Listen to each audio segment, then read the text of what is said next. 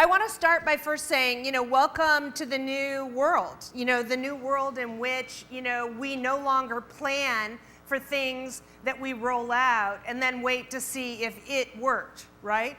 Because we are sitting in our offices with little dials and knobs, and we're completely manifesting what is happening in the world on a minute-by-minute basis. And if you're an advertising agency and you're a partner to a company that is having to do this, it even becomes more complex, because you start to think about how are you going to steward the big category-changing ideas into the world in a way that is going to be adopted, embraced, manifested by all those consumers out there. So a lot of us have dashboards like this and many others, things that tie to KPIs and that sort of thing throughout our companies that we live and die by all day long. In 1992, Jay Shai had asked me and 10 other people to go away for about a week and to figure out what the future of advertising was going to be. And we went through months or days and days of very lofty ideas and blue sky thinking, and then we came back to a very, very big reality that we were just starting to see a little bit of evidence for at the time, which is in the future, we will be managing a brand's total role in society. In other words, if you thought about brands or companies as personas, if you thought about all the factions in which they operated, we would be responsible for managing that total brand. We had no idea the internet was going to be what it was. We had no idea that social networking and the social era was going to become what it was. But we knew that there was something coming up, some sense of needing meaning, needing integrity, something that was going to be proof in the pudding, that was going to become more realistic. And of course, we all lived through, the dot-com boom and bust and all sorts of inauthenticity between then and now.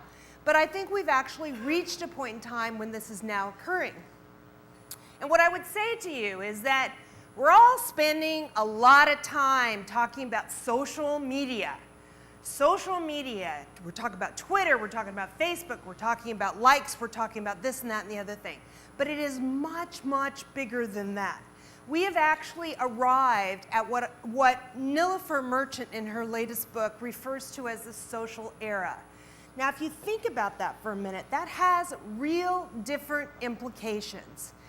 When we're talking about social media, we're still talking about publishing, irrigating, moving things back and forth. When you're talking about the social era, you're talking about an ecosystem that has a complete current, weather, climate of its own.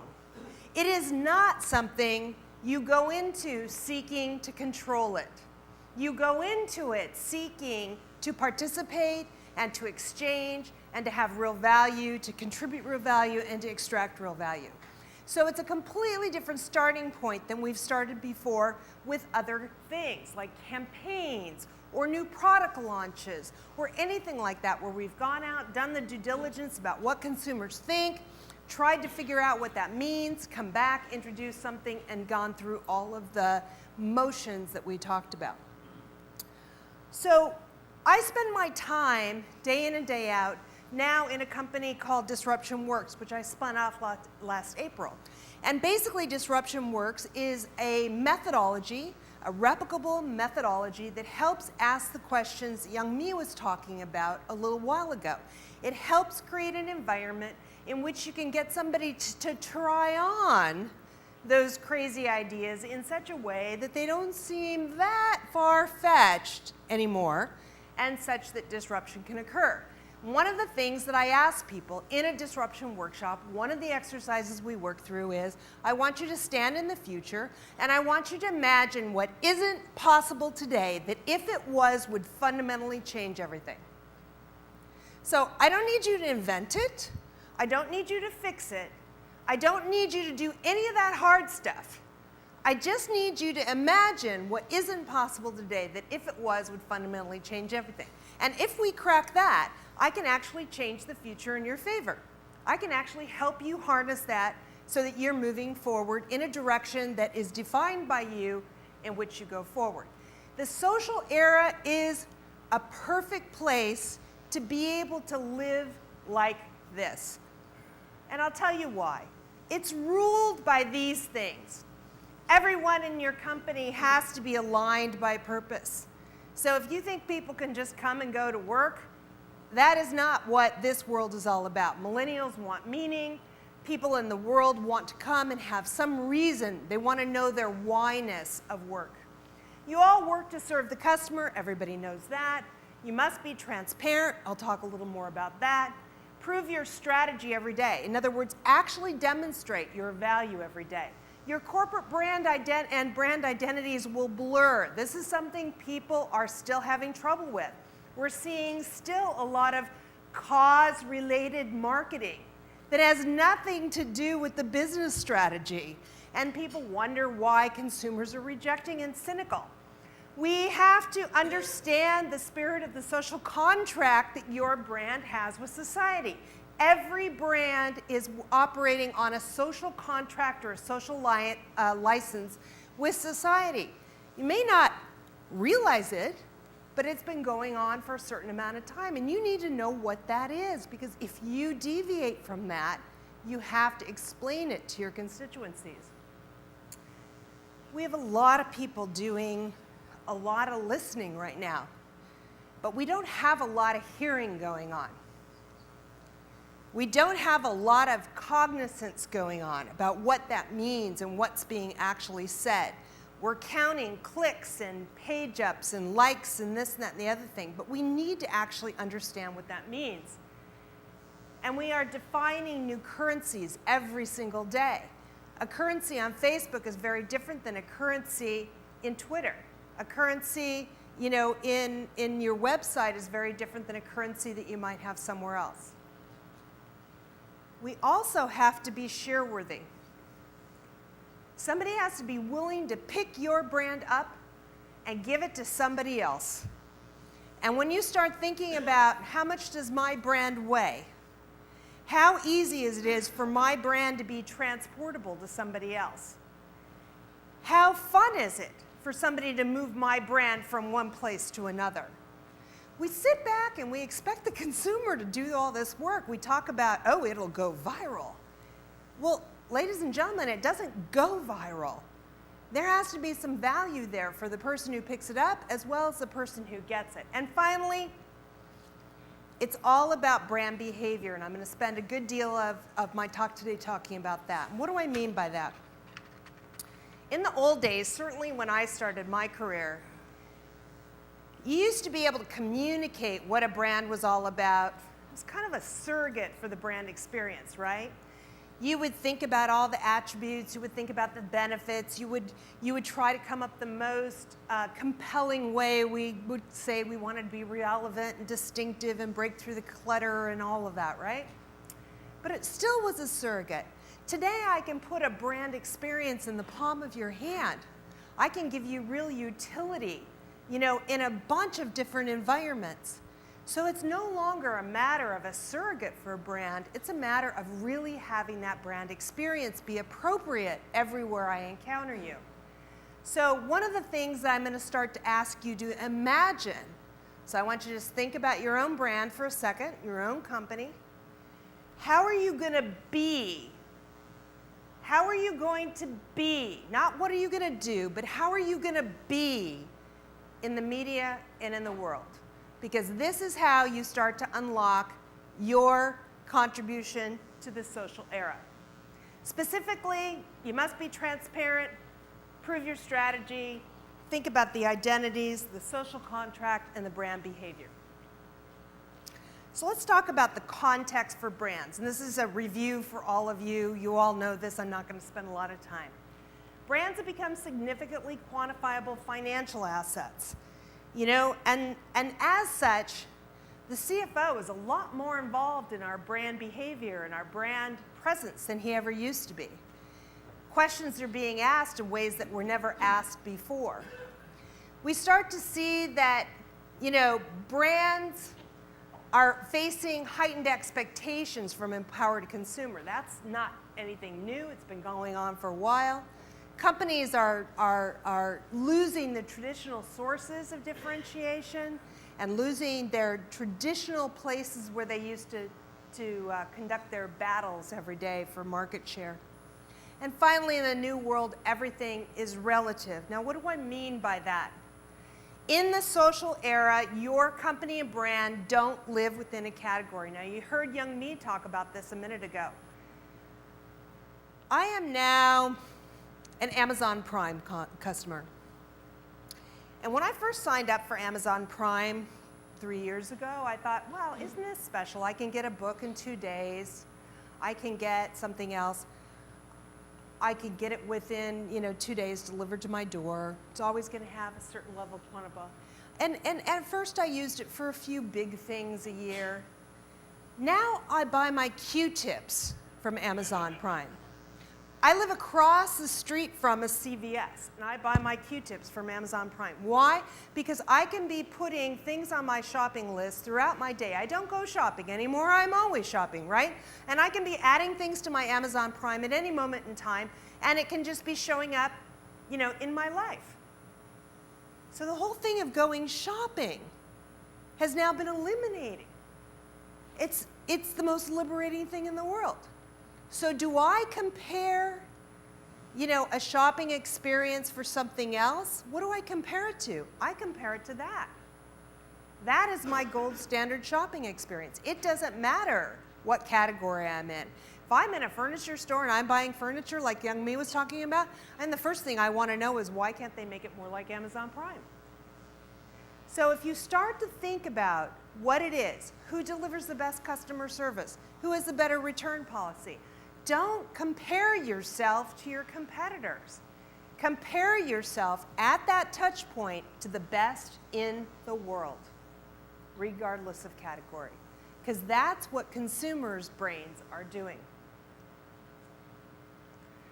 We are living in a world of escalating anxieties, and as we do that, consumers are wanting more and more to make meaningful, thoughtful choices, right?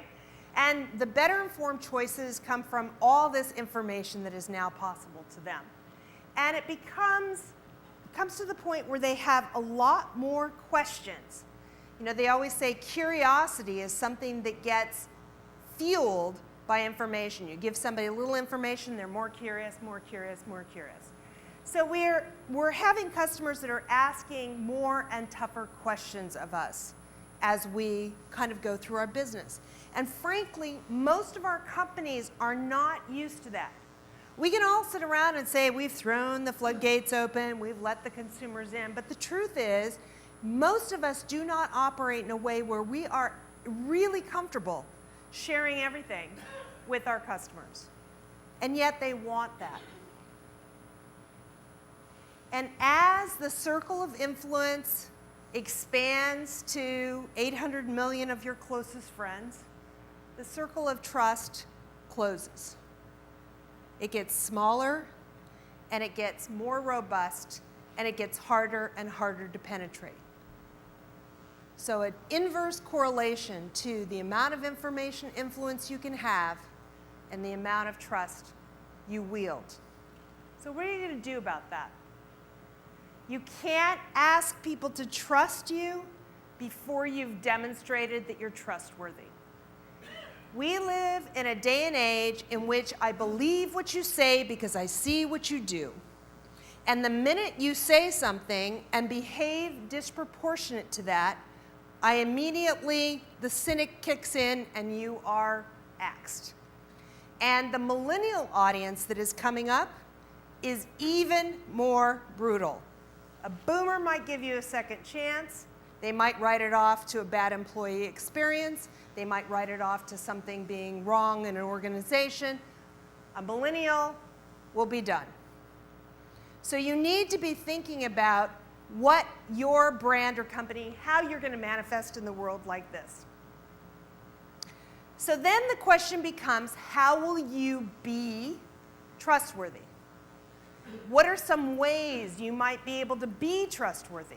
And how could you use social and the social era in a way to kind of expand that, to accelerate that, if you will? Well, let's talk about a couple of them. First of all, you don't want to start what you can't finish. So this is not a voyage for the weak-hearted. because this will take everything you've got, and you will be tested in ways you hadn't even imagined before. So let's just talk about the time and management commitment required. This is the average response time currently, according to eMarketer's research, of what is going on in the world when a tweet comes into customer service. So 4% of the companies do longer than a day, within 1% within a week, 36% within an hour, 33% less than 4 hours, and 26% less than a day. Those are the response times in the social era. Let's magnify it even more. Let's look at a recent slice from Time Warner's customer service helpline. 9,006 tweets to their customer service department were responded by 4,237 CS responses within the average, I think, was 3 to 4 hours of this total reconciliation. How many unique people did they talk to? 2,894, and 427 complex cases were solved in as little as 2 contacts. This is the kind of information that helps you understand what is going on inside your company. These are people who are just in the Twittersphere tweeting about you. How many people are out there in the Twittersphere tweeting about your brand? What are they saying? Are you responding? What are you doing? In another piece of research done by Oracle, I come up with this formula that I want you to remember: 1, 2, 2. Say it with me. 1, 2, 2. Okay? What does this mean? 1 in 2 internet users who send a tweet to customer service expect a response within 2 hours. That is the benchmark. 1 in 2 internet users who send a tweet to customer service expect a response within 2 hours. That's a pretty freaking high bar. That is really, really hard. And most of us do not have organizations that are set up to do this, right? We have people on phones that nobody's calling. We have people on web chat who may or may not be, kind of scratching the surface of. But, we may not even be listening to this, right? And those expectations are happening all the time. And these customers want details. They want expressions of proof. They want you to be realistic and honest about your limitations. They want you to make your supply chain visible. They want the world. So, high benchmark, completely unrealistic expectations. How do we even begin to prosper in a world like this? Well, let's take a stab at it. I think one of the first things is coherence. I think coherence equals trust. When you deal with the Apple brand, you know exactly what's going to happen. You know exactly what's going to happen when a new product comes out. You know exactly what's going to happen. You have an experience of opening the box to buy your product that has completely been thought about from the same person who designed that product. Everything about that experience surrounds you. Let's talk about another brand, Four Seasons. So at first glance, you would say to yourself, okay, Four Seasons, I do not picture them as being like the biggest social brand ever, right?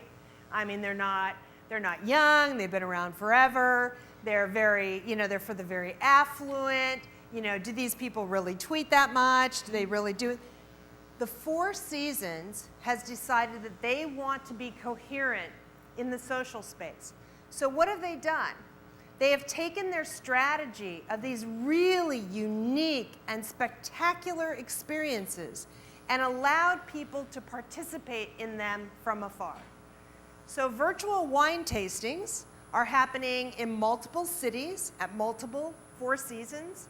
And at the same time, you can download the wines, you can buy them from a local vendor that they've pointed you towards, you can enjoy them in your own home or your own party, and you can be tweeting along with the wine connoisseurs to participate in this virtual wine tasting. So being able to kind of take their experience and make it manifest out in an accessible way is a really interesting strategy, something that people might not have thought of. Transparency equals trust. Telling the truth, whether you like it or not, is something that is really hard for most of us to do. And it's something that our legal departments actually encourage us not to do. Somehow, I think, because most of our companies grew up in a time when you could keep some secrets, or it wasn't in your best interest to divulge all of them, there became this belief that's outlived its usefulness that keeping secrets or trying to keep secrets is a good idea, and that there's a downside to being totally honest. Actually, the truth is the opposite. When you're totally honest, when you're transparent, when you just make the truth what it is, you take a lot of the sting out of it. You take a lot of the judgment out of it. It just becomes information. Another example, traceability equals trust. You've seen, if you've been to the UK, you've seen Marks and Spencer, you've seen Sainsbury. When you go to the grocery store and you buy your broccoli, there's a little code there and you can find out exactly where that broccoli was grown. You know, when you go to a variety of different restaurants in Manhattan, you can be told exactly where your carrots came from, and you can kind of dine with some real confidence that you're eating as a locavore, you're supporting local farmers, and you're not getting something that's full of pesticides. We are seeing a real movement where consumers want to know where stuff comes from. They want to know how it's made, and they want to know kind of where they fit into this whole thing. They want to be meaningful with their choices because, after all, we don't have a lot of money anymore since the economic contraction. So I need to make smart choices in my life instead of giving money to philanthropy. Humanity equals trust. So you've heard that phrase, put a face on it. When you're in crisis, when you want to be more social, people don't like to be social with faceless, companies. They want to be social with somebody else. Now, I, until this year, traveled 200 days a year. So the bloom is off with the airline industry. I have very low expectations. I consider getting from point A to point B in one piece, a victory. But I've been paying attention to what Delta's been trying to do here.